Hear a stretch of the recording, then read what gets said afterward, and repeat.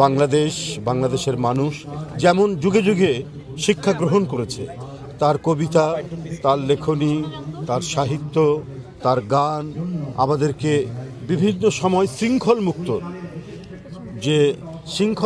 মুক্ত হওয়ার জন্য আমাদেরকে যে প্রেরণা, আমাদেরকে যে তাগিদ দিয়েছে এবং লড়াইকে ত্বরান্বিত করার যে উৎসাহ জুগিয়েছে, এটা তুলনাহীন। আমাদের জাতীয় কবি কাজী নজরুল ইসলাম, আমরা দ্রোহের সময়, আমরা অত্যাচারীর শৃঙ্খল ভাঙতে, আমরা হাসতে হাসতে তার গান গাইতে গাইতে আমরা কারাগারে গেছি, আমরা মিছিলে গেছি, আমরা তার গান গাইতে গাইতে আমরা স্লোগান দিয়েছি। তাই আমাদের সকল সময়, আবার শান্তির সময় আমরা তার গানে উদ্বুদ্ধ হয়েছি। প্রেম, প্রকৃতি, ভালোবাসা, এমনকি আমাদের যে ধর্মীয় উৎসব, প্রত্যেকটি ক্ষেত্রে মানে আমাদের জাতীয় জীবন, ব্যক্তিগত জীবনের প্রতিটি পরতে পরতে কাজী নজরুল জাতীয় কবি আমাদেরকে উদ্বুদ্ধ করেন, আমাদেরকে আনন্দিত করেন, আমাদেরকে অঙ্গীকারবদ্ধ করেন।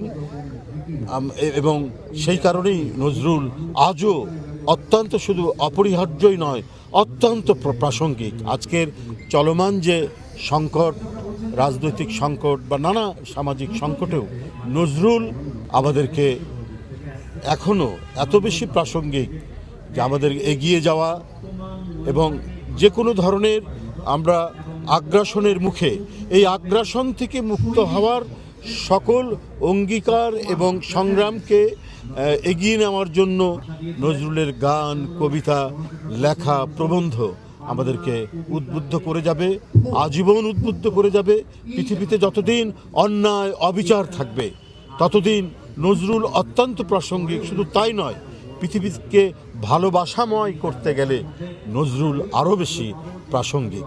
আমি আপনাদের সামনে শুধু এটুকুই বলতে চাই যে প্রত্যাশা নিয়ে, যে আকাঙ্ক্ষা নিয়ে জুলাই আগস্টের যে মহাবিপ্লব এবং তার আগের 15 বছরের যে রক্তঝরা আন্দোলন, এই আন্দোলনের প্রতিটি মুহূর্তেই তো নজরুল আমাদেরকে উদ্বুদ্ধ করেছেন।